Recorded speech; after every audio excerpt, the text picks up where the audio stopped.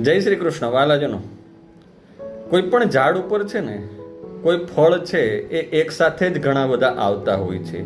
એક જ ડાળ ઉપર બે ફળ છે એ એક સાથે આવે છે, પરંતુ એક છે એ વહેલું પાકી જાય છે અને એક મોડું પાકે છે.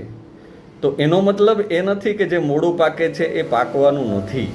કુદરત પણ આપણને એ સંકેત આપે છે, કુદરત પણ આપણને એ શીખવાડે છે કે જીવનમાં દરેક લોકોને સફળતા કોઈને વહેલી મળે છે, કોઈને મોડી મળે છે.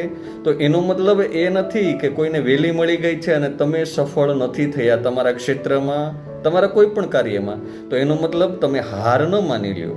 પેલું કાચું રહેલું ફળ છે એ તૂટીને ખરી નથી જતું, પરંતુ એ એના સમયની રાહ જુએ છે. તમે પણ તમારા જીવનમાં સફળ થવા માટે તમારા આવનારા સમયની રાહ જુઓ. તમે એક વખત ચોક્કસ સફળ થશો. જય